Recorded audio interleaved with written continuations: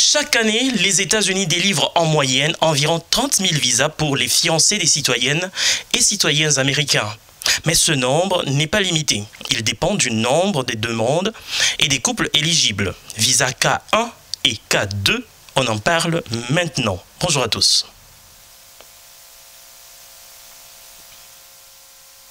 Les fiançailles sont l'annonce officielle d'une intention de se marier. Les fiançailles ne sont donc rien de plus qu'une décision. Cette décision est généralement annoncée publiquement. Généralement, les États ne considèrent pas les fiançailles comme un acte juridique. Il n'y a donc pas de légitimité. C'est juste une promesse. Mais si vous êtes citoyen américain et fiancé à quelqu'un qui a une autre nationalité et qui vit ailleurs, en dehors du territoire américain, les États-Unis vous accordent la possibilité de faire venir votre fiancé pour mariage en lui accordant un visa. La démarche commence avec le remplissage et le dépôt du formulaire I-129F. On appelle cela pétition pour alien fiancé. Ce formulaire permet à votre fiancé, mais aussi à ses enfants, si il ou elle en a, d'obtenir le visa des États-Unis pour que vous puissiez vous marier dans un délai raisonnable. Votre fiancé recevra le visa K1 et si il ou elle a des enfants, ces derniers recevront les visas K2. C'est un type de visa à classer dans les visas non immigrants. C'est-à-dire que si le visa expire et que votre statut n'a pas changé, vous devez rentrer dans votre pays.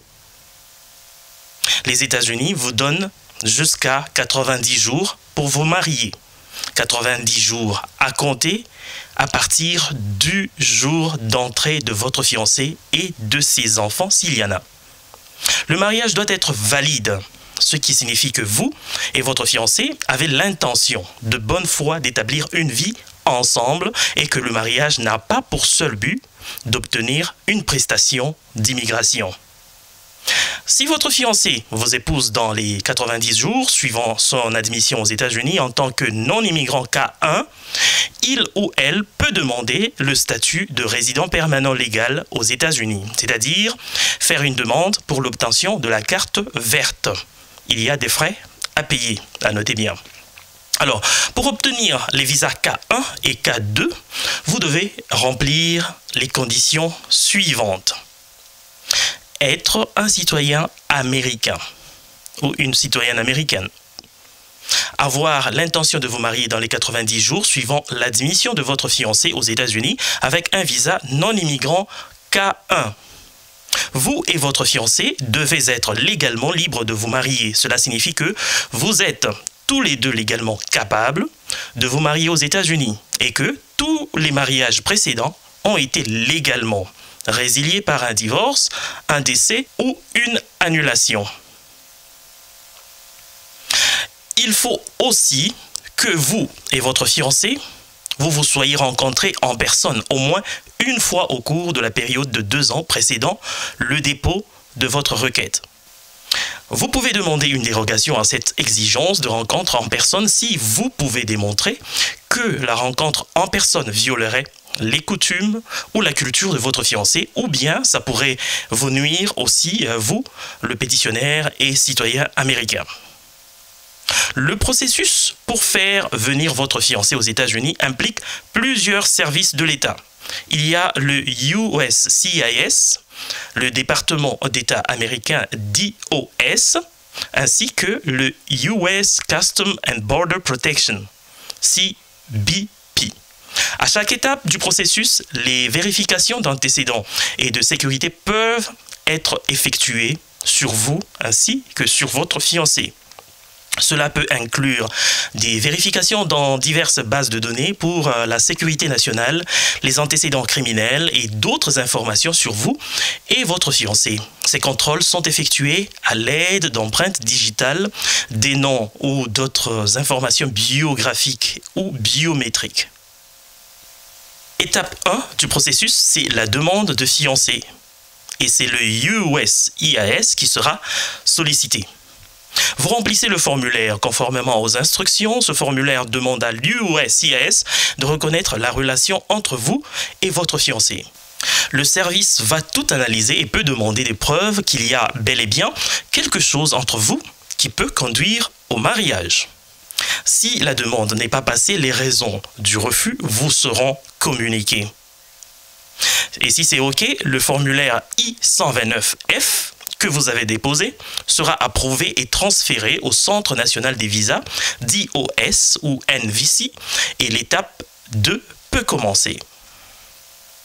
L'étape 2, c'est la demande de visa et naturellement, c'est le DOS, le Centre national des visas, qui va traiter le dossier à ce stade. Le NVC va transmettre le formulaire approuvé à l'ambassade ou au consulat des États-Unis où votre fiancé demandera un visa non-immigrant K1. Il s'agit généralement de l'ambassade ou du consulat des États-Unis où vit votre fiancé. L'ambassade ou le consulat des États-Unis vous informera de la date de l'interview pour le visa de votre fiancé. Votre fiancé demandera le visa non-immigrant K1 et apportera les formulaires et documents requis à l'interview. L'agent consulaire du DOS détermine si votre fiancé est éligible pour ce visa-là. Si l'agent consulaire accorde le visa, il sera valable jusqu'à 6 mois pour une seule entrée. Si l'agent consulaire ne trouve pas que la relation est de bonne foi, le DOS ne donnera pas de visa non-immigrant K1 et renverra le formulaire I-129F à l'USCIS. Cependant, vous pouvez toujours choisir de déposer un nouveau formulaire I-129F. Mais si tout s'est bien passé pour vous, alors interviendra l'étape 3. Si le DOS délivre un visa de non-immigrant K1 à votre fiancé, le fiancé se rendra aux États-Unis et demandera l'admission à un point d'entrée pendant que le visa de non-immigrant K1 est encore valide, donc non expiré, pendant donc les 6 mois. Comme pour tout visa, un visa non-immigrant K1 ne garantit pas l'admission aux États-Unis. Un agent du CBP, dont on a parlé tantôt, au point d'entrée, prendra la décision finale quant à l'admission ou non de votre fiancé. Si votre fiancé est admis en tant que non-immigrant K1, vous et votre fiancé avez 90 jours pour vous marier. Si vous vous mariez dans les 90 jours, votre fiancé devenu votre conjoint peut demander une carte verte en remplissant le formulaire I-485, demande d'enregistrement de résidence permanente ou d'ajustement de statut.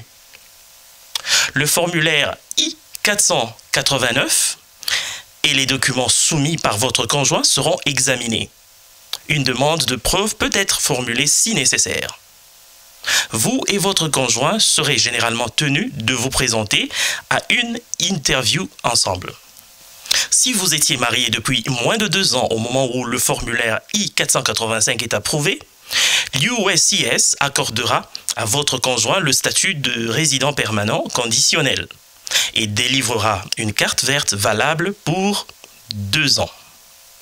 Votre conjoint devra supprimer les conditions de résidence en déposant le formulaire I-751, pétition pour supprimer les conditions de résidence dans les 90 jours précédant l'expiration de sa carte verte de 2 ans. Chaque cas est différent et la durée du processus varie. Le USCIS, en anglais, traite les demandes de fiancés dans l'ordre dans lequel il, ou plutôt elle, les reçoit. Si votre fiancé a un enfant célibataire de moins de 21 ans, l'enfant peut être éligible pour venir aux États-Unis avec un visa non-immigrant K2. Vous devez alors inclure les noms des enfants de votre fiancé sur le formulaire I-129 si vous souhaitez les faire venir aux États-Unis. Les enfants doivent continuer à être célibataires et âgés de moins de 21 ans pour être admis aux États-Unis en tant que non-immigrants K2. Ils peuvent voyager avec votre fiancé ou venir plus tard, mais ils ne peuvent pas voyager aux États-Unis avant votre fiancé. Si vous et votre fiancé vous êtes mariés dans les 90 jours suivant l'admission de votre fiancé aux États-Unis, les enfants de votre fiancé qui ont été admis en tant que non-immigrants K2 peuvent également demander une carte verte en déposant le formulaire I-485 auprès de l'USCIS. Cependant, les enfants non-immigrants doivent rester célibataires pour pouvoir prétendre à une carte verte. Ils doivent demander une carte verte en même temps ou après votre fiancé. Après avoir été admis aux États-Unis avec un visa non-immigrant K1, votre fiancé peut immédiatement demander une preuve d'autorisation de travail en remplissant le formulaire I-765. Dans ce cas, l'autorisation de travail de votre fiancé n'est valide que pour 90 jours après son entrée aux États-Unis. Votre fiancé peut également demander une autorisation de travail en même temps qu'il demande une carte verte. Dans ce cas, votre fiancé peut déposer le formulaire I-765 avec le formulaire I-485. L'autorisation de travail de votre fiancé est valable pour 1 an et peut être prolongée par tranche d'1 an. Notez bien, le statut de non-immigrant K1 et K2 expire automatiquement après 90 jours et ne peut être prolongé. Généralement, votre fiancé et ses enfants doivent quitter les États-Unis à la fin des 90 jours si vous ne vous êtes pas marié. S'ils ne partent pas, ils enfreindront la loi américaine sur l'immigration. Cela peut entraîner le renvoi ou la déportation et pourrait même affecter leur admissibilité, si le mot existe, future, aux prestations d'immigration américaine. Cependant, si vous épousez votre fiancé après la période de 90 jours, vous pouvez déposer un formulaire I-130 pour pétition pour un parent étranger. Parce qu'en ce moment-là, votre fiancé est devenu votre épouse et donc parent étranger. En règle générale, votre fiancé ne peut pas demander une carte verte sur une autre base que le mariage avec vous.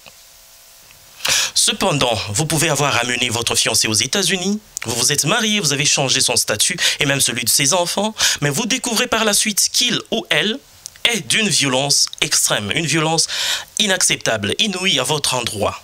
Que faire en pareil cas? Restez connectés par ce canal, nous tenterons de donner des réponses allant dans ce sens.